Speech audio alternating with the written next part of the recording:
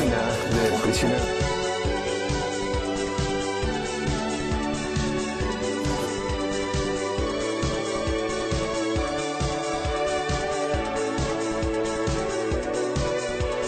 Mi nombre es Fabián Kuzman, de Prisionero en Argentina.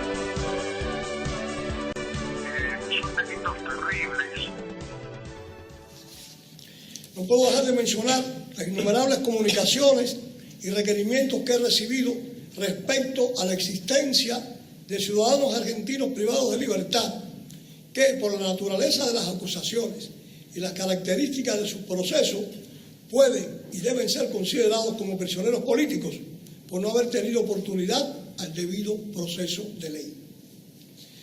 Sería un verdadero drama para la democracia de la región que la necesidad de justicia respecto a la situación que vivió Argentina en los años 70 se haya convertido en acciones de persecución por odio ideológico, por interés político y no de justicia.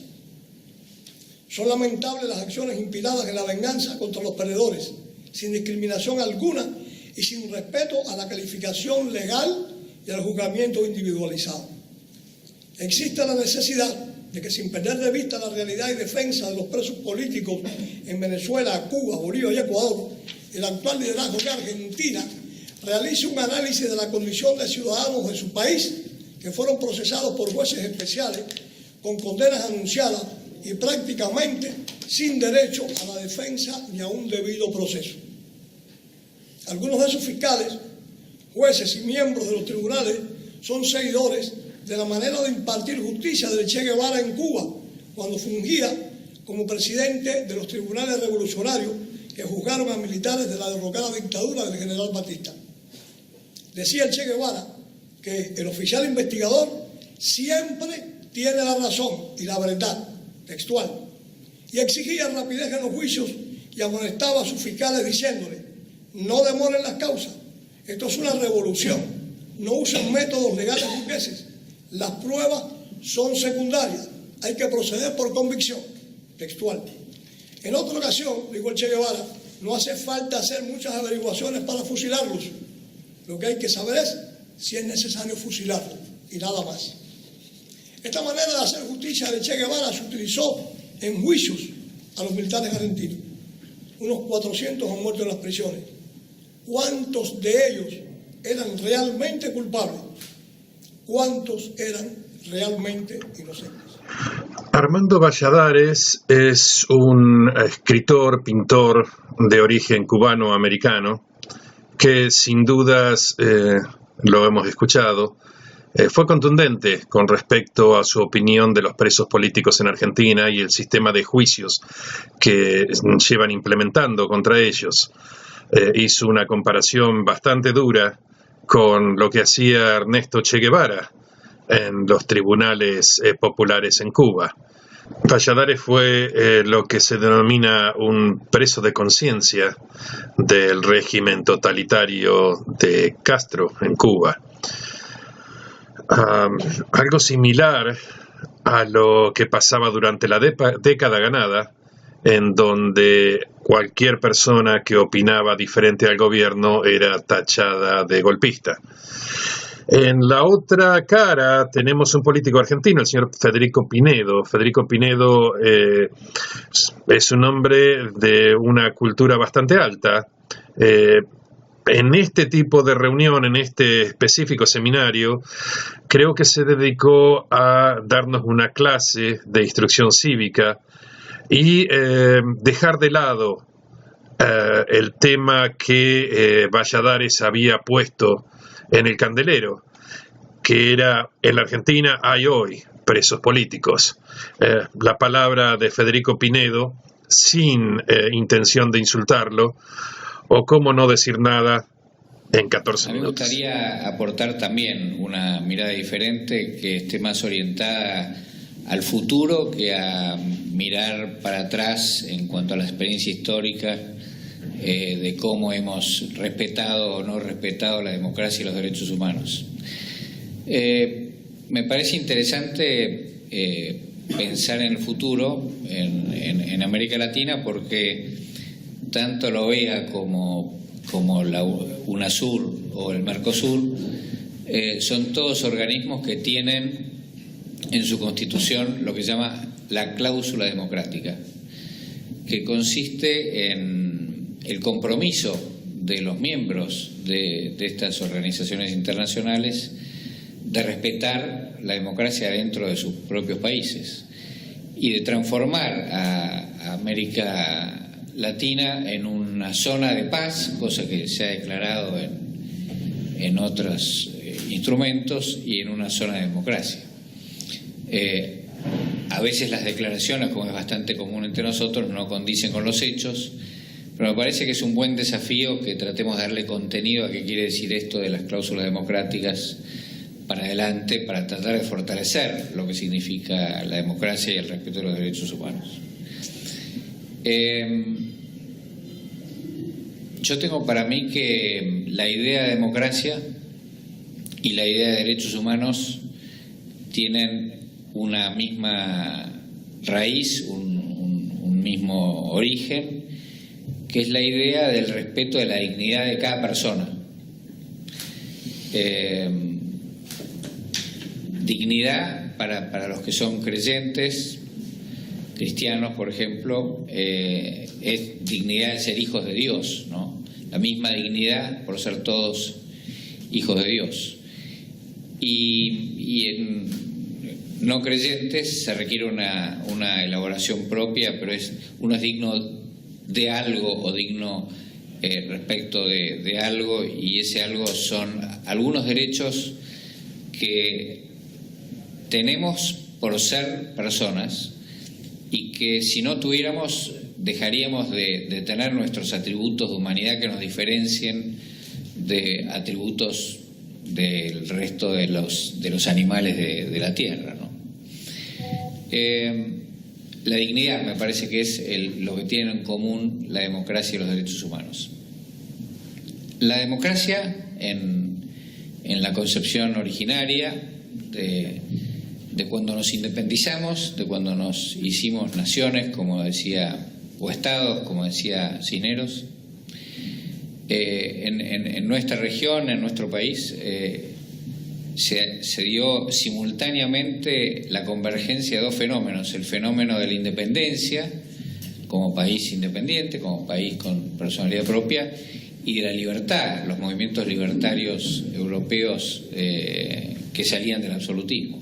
Y es bastante feliz que nuestro génesis, nuestro origen, sea la convergencia de la independencia y de la libertad, que son ideas diferentes, pero es rico que se hayan encontrado esas dos corrientes en un mismo río cuando fuimos creados como nación.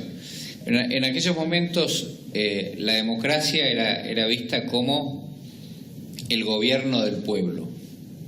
Los pueblos tienen derecho a gobernarse a sí mismos. Y yo creo que ahí está la base de todo, porque cuando uno dice que en democracia gobierna el pueblo, lo que está diciendo no es que gobierna un sector del pueblo, que es el soberano, que puede hacer lo que quiere un sector del pueblo, aunque sea la mayoría de la totalidad, sino que quien es soberano, quien tiene la totalidad del poder, es la totalidad del pueblo, la mayoría y las minorías. Y esto es porque una sola persona es valiosa porque es digna y porque tiene derechos que nadie le puede quitar, porque esa persona es parte del pueblo y como parte del pueblo es dueño de una parte de la soberanía, del poder absoluto del conjunto. Entonces ahí se juntan la democracia y los derechos humanos. Los derechos humanos, que nacieron bastante tarde en la historia de la humanidad, después de la Segunda Guerra Mundial, después del horror del nazismo y del holocausto. Los derechos humanos son el reconocimiento que nos hacemos entre todos de que cada uno de nosotros tiene la dignidad de tener ciertos atributos que nadie puede quitarle, de los que nadie lo puede privar. Son los atributos que mencionaba Valladares, son las libertades que mencionaba Valladares, son las libertades que están en la Constitución de los argentinos, que está claramente dividida en dos partes, una que se llama Declaraciones de Derechos y Garantías, que son un reconocimiento de los derechos de las personas, y la segunda parte, que es la parte de las instituciones, decía Lustó, es el Tratado de Paz de los argentinos, y no son cualquier institución, son las instituciones que son necesarias para garantizar el ejercicio de las libertades, de los derechos y garantías. Sin ese tipo de instituciones, sin división de poderes, sin esos mecanismos de equilibrio de poderes y de contrapoderes, de control de unos poderes sobre otros y de equilibrio del poder para que nadie lo tenga todo, insisto, porque el poder es de todo el pueblo. Sin ese tipo de instituciones no se resguardan los derechos y garantías de cada persona. Entonces, creo yo que democracia y derechos humanos en el fondo es la misma idea. Y entonces creo también que no puede haber algo así como gente que dice defiendo los derechos humanos, pero no defiendo la democracia. O no defiendo las instituciones que son las que permiten que se resguarden los derechos humanos. Me parece que ahí no es que haya una contradicción, lo que hay es una mentira. Y entonces me parece que como países que hemos dicho vamos a vivir en una zona de paz y que hemos dicho vamos a vivir en una zona de democracia, como Latinoamérica, lo que tenemos que hacer es darle contenido a las cláusulas democráticas que hemos firmado y que deberíamos buscar un consenso y un acuerdo con el resto de nuestros países hermanos latinoamericanos. Para que eso tenga el contenido de implicar, vamos a respetar los derechos de cada persona, vamos a respetar los derechos de cada persona a ser respetados por las demás en el sistema político también, como dicen los tratados de derechos humanos que también hemos firmado y que también integran nuestra Constitución y que también son el decálogo de los derechos humanos. También vamos a tener los derechos políticos, que ahí están, y tenemos que tener instituciones que resguarden esos derechos políticos, el primero de los cuales es la libertad de expresión y la libertad de circulación. Entonces, cuando le demos ese contenido a las palabras y a las palabras que hemos escrito y que hemos firmado, seguramente podremos mejorar y progresar socialmente, culturalmente, políticamente y en la hermandad real de los pueblos latinoamericanos, porque por lo menos yo soy de los que está convencido de que el sistema de respeto a la democracia y los derechos humanos es el sistema de progreso y de permitir que el potencial de cada uno se pueda desarrollar de acuerdo con los valores que cada uno tiene. Así que me parece que ese es el reto de los próximos años en América Latina. Me parece que el reto no es tanto mirar para atrás, ¿no? Un pasado duro que hemos tenido, un pasado en el que muchos se decían defensores de estas ideas, pero las conculcaban por algún otro motivo que consideraban que lo justificaba, ¿no?